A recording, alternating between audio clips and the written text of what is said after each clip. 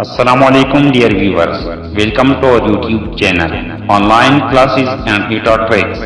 Kindly subscribe our channel and press the bell icon. अस्सलामुअलैकुम dear viewers, welcome to online classes and eta tricks. Dear students, आज का जो हमारा topic है वो है गिल्वानोमीटर।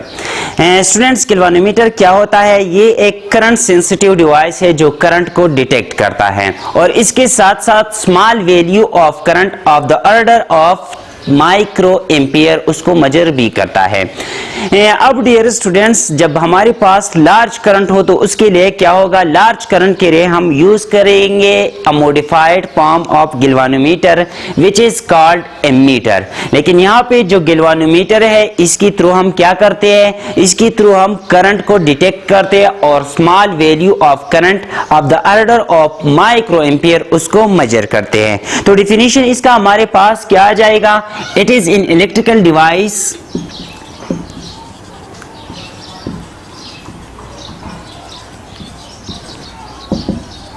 which is used to detect current or to measure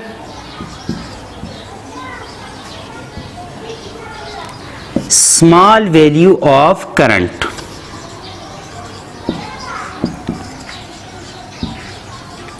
ये हमारे पास एक इलेक्ट्रिकल डिवाइस है जिसकी थ्रू हम करंट को डिटेक्ट करते हैं या स्मॉल वैल्यू ऑफ करंट को मेजर करते हैं। अब डियर स्टूडेंट्स, इसका कंस्ट्रक्शन क्या है, इसका प्रिंसिपल क्या है और इसका वर्किंग क्या है? तो डियर स्टूडेंट्स, कंस्ट्रक्शन यहाँ पे मैंने शो किया हुआ है। यहाँ पे हमारे पास एक यू शेप्ड मैग्नेट होता है जिसका मैंने यहाँ पे नॉर्थ और साउथ पोल जो है वो शो किया है। स्टूडेंट्स, यहाँ पे ये हमारे पास एक यू शेप्ड मैग्नेट होता है, लेकिन हमारा जो कंसर्न है वो मैग्नेटिक फील्ड के साथ है, नॉर्थ और साउथ पोल के साथ है। तो इसलिए यहाँ पे मैंने सिर्फ और सिर्फ नॉर्थ और साउथ पोल को शो किया हुआ है, बाकी जो यू शेप्ड मैग्नेट का पार्ट है वो मैंने शो नहीं किया। अब डियर स्टूडेंट्स, इस नॉर्थ और साउथ पोल के दरमियान या मैग्नेटिक फील्ड के दरमियान क्या होता है? एक रेक्टेंगुलर कॉइल होता है। ये हमारे पास वही रेक्टेंगुलर कॉइल है और ये रेक्टेंगुलर कॉइल जो है एक मेटालिक फ्रेम पे बांधा होता है, वाउंड किया होता है और उस मेटालिक फ्रेम से इंसुलेटेड होता है। इसके अलावा मेटालिक फ्रेम के अंदर जो है आयरन कोर होता है। डियर स्टूडेंट्स, इस आयरन कोर का मकसद क्या है? आयरन कोर का मकसद ये है कि ये जो एक्सटर्नल मैग्नेटिक फील्ड हमने अप्लाई किया हुआ है उसको स्ट्रांग करे और इसके साथ साथ उस मैग्नेटिक फील्ड को रेडियल बनाए। डियर स्टूडेंट्स, इसको हम रेडियल क्यों बनाते हैं? अगर आपको याद हो तो लास्ट लेक्चर में हमने टॉर्क पढ़ा था। Torque is equal to BINA cos of alpha. तो ये टॉर्क जो है ये हमारे पास डिपेंड करता है एक्सटर्नल मैग्नेटिक फील्ड पे, करंट पे, number of turns in the coil, area of the coil और एंगल बिटवीन स्लैन of the surface area and external magnetic field.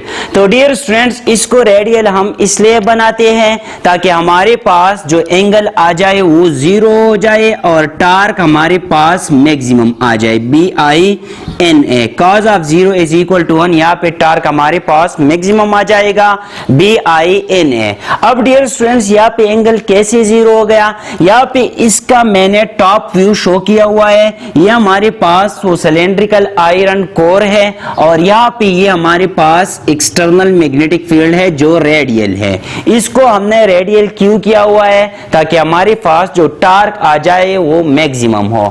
तो डियर स्टूडेंट्स, यहाँ पे अगर आप देखें सरफेस भी हमारे पास जो है ये है, सरफेस एरिया भी हमारे पास, प्लेन ऑफ सरफेस एरिया ये है और मैग्नेटिक लाइंस ऑफ फोर्स भी ये है। तो दोनों के दरमियान जो एंगल है वो जीरो है, इसलिए यहाँ पे टॉर्क मैक्सिमम आएगा।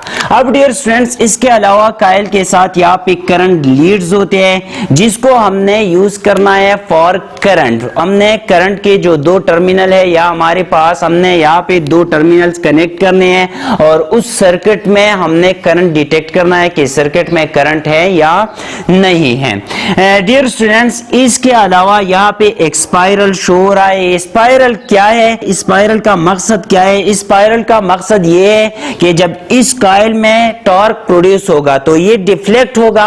अब इसको वापस लाने के लिए यहाँ पे हमने स्पाइरल यूज किया है। Spiral provides the necessary torsion torque और we can say spiral provide the necessary restoring torque due to which the coil will comes to its original position। ये स्पाइरल जो है ये हमारे पास रिस्टोरिंग टॉर्क के लिए यूज होता है जो इस कॉइल को वापस लाएगा अपनी ओरिजिनल पोजीशन पे।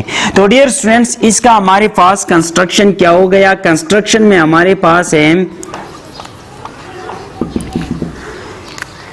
कंस्ट्रक्शन में हमारे पास एक यू शेप्ड मैग्नेट यूज हुआ है। U shaped magnet. इसके अलावा एक कॉइल यूज हुआ है, रेक्टेंगुलर कॉइल यूज हुआ है और इस रेक्टेंगुलर कॉइल को हमने वाउंड किया है on a metallic frame which are insulated from each other. Metallic frame और मेटालिक फ्रेम के अंदर होता है आयरन कोर। आयरन कोर का मतलब क्या है। आयरन कोर का मतलब है कि हमारे पास जो एक्सटर्नल मैग्नेटिक फील्ड है उसको रेडियल बना दे और उसको स्ट्रांग करे। अब डियर स्टूडेंट्स यहाँ पे कंस्ट्रक्शन ये हमारे पास आ गया। कंस्ट्रक्शन के बाद हमारे पास आता है प्रिंसिपल कि इसका प्रिंसिपल क्या है। Principle of गिल्वानोमीटर।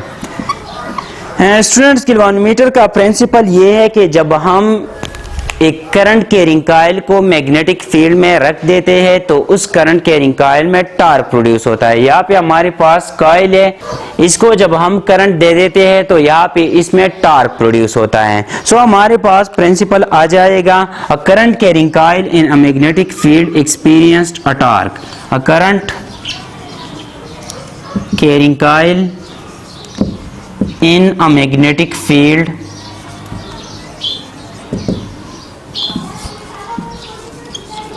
produce torque in the coil।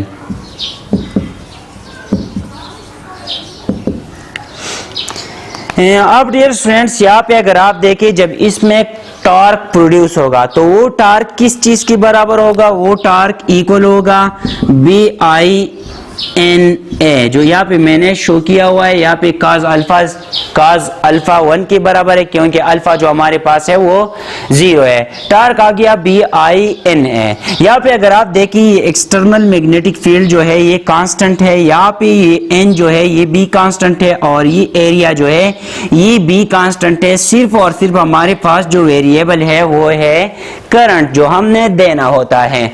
अब डियर स्टूडेंट्स ये हमारे पास है torque produce in the coil. अब डियर स्टूडेंट्स यहाँ पे जो हमने टर्मिनल कनेक्ट किए अगर वो टर्मिनल हम हटा दे तो क्या होगा। यहाँ पे जो अप्लाइड टॉर्क है या प्रोड्यूस टॉर्क है वो खत्म हो जाएगा और इस बॉडी को और इस कॉइल को वापस लाने के लिए टॉर्शन टॉर्क या रिस्टोरिंग टॉर्क एक्ट करेगा। इस स्पाइरल की वजह से टॉर्क जो प्रोड्यूस होगा वो रिस्टोरिंग टॉर्क होगा या हम इसको टॉर्शन टॉर्क भी कहते हैं। अब डियर स्टूडेंट्स यहाँ पे जो टॉर्क रिस्टोरिंग होगा जो रिस्टोरिंग टॉर्क होगा वो एंगल ऑफ डिफ्लेक्शन की डायरेक्टली प्रोपोर्शन होगा क्योंकि जितना हमारे पास डिफ्लेक्शन ज्यादा होगा यहाँ पे ट्विस्टिंग ज्यादा प्रोड्यूस होगी और उस ट्विस्ट की वजह से ज्यादा रिस्टोरिंग टॉर्क एक्ट करेगा। सो यहाँ पे हम लिख सकते हैं कि the restoring torque is directly proportional to angle of deflection which is equal to torque C theta. यहाँ पे ये C जो है ये कांस्टेंट है और इसको हम कहते हैं टॉर्शन कांस्टेंट। ये हमारे पास है टॉर्शन कांस्टेंट। अब डियर स्टूडेंट्स जब ये दोनों टॉर्क्स इक्वल होंगे तो ये कॉइल जो है अपनी ओरिजिनल पोजीशन पे वापस आएगा। तो हम कह सकते हैं कि when torque is equal to restoring torque, the applied torque is equal to restoring torque, then the coil will come to its original position। यहाँ पे टॉर्क की वैल्यू पुट करें BI/N/A is equal to C theta. यहाँ से आ जाएगा I is equal to C divided by B/N/A into theta. यहाँ पे अगर आप देखिए ये C जो है ये टॉर्शन कांस्टेंट है, B/N/A ये भी कांस्टेंट है तो हमारे पास आ जाएगा I is equal to C theta. यहाँ पे ये मैंने कांस्टेंट लगाया हुआ है या आप K लिख ले ताकि यहाँ पे टॉर्शन कांस्टेंट से डिफरेंट हो जाए। तो हमारे पास आ जाएगा I is directly to theta. इसका मतलब क्या है कि जितना हमारे पास करंट ज्यादा फ्लो करेगा उतना ही हमारे पास एंगल ऑफ डिफ्लेक्शन जो है वो ज्यादा होगा। अब डियर स्टूडेंट्स, इस करंट को डिटेक्ट करने के लिए हम दो तरीके इस्तेमाल करते हैं। पहला जो है पिवटेड कॉइल गैल्वेनोमीटर है और दूसरा जो है वो लैम्प स्केल मेथड है। तो dear students, pivoted coil galvanometer में हमारे पास यहाँ पे क्या होता है, एक होता है pivoted coil galvanometer,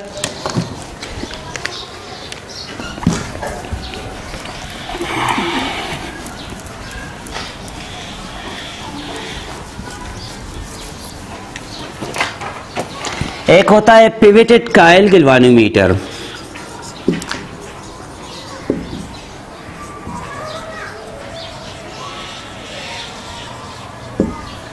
students, pivoted coil galvanometer में क्या होता है, पिवटेड कॉइल गैल्वेनोमीटर में यहाँ पे हमारे पास होता है एक नीडल और यहाँ पे होता है मीटर मेजरमेंट। ये हमारे पास 0, इस साइड पे 1, इस साइड पे 2 और इस साइड पे इस तरह 3, 1, 2 और 3। डियर स्टूडेंट्स, यहाँ पे जब ये कॉइल रोटेट करेगा तो इसके साथ ये नीडल जो है ये भी रोटेशन करेगा। तो ये रोटेशन जो है हमें शो करेगा कि करंट जो है वो कॉइल में प्रेजेंट है, करंट का डिटेक्शन करेगा और हमें बताएगा कि करंट मौजूद है या नहीं है। तो पिवटेड कॉइल गैल्वेनोमीटर में हमारे पास एक नीडल होता है और उस नीडल के थ्रू हम डिटेक्ट करते हैं कि आया करंट मौजूद है या नहीं मौजूद। डियर स्टूडेंट्स, दूसरा जो मेथड है उसमें हम यूज करते हैं लैम्प स्केल मेथड।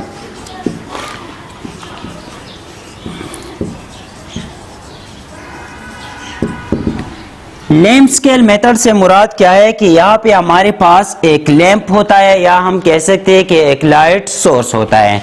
सपोज ये हमारे पास एक लाइट सोर्स है, यहाँ पे ये हमारे पास एक लाइट सोर्स है जिससे लाइट प्रोड्यूस होता है और यहाँ पे हमारे पास होता है एक मिरर। ये हमारे पास क्या है,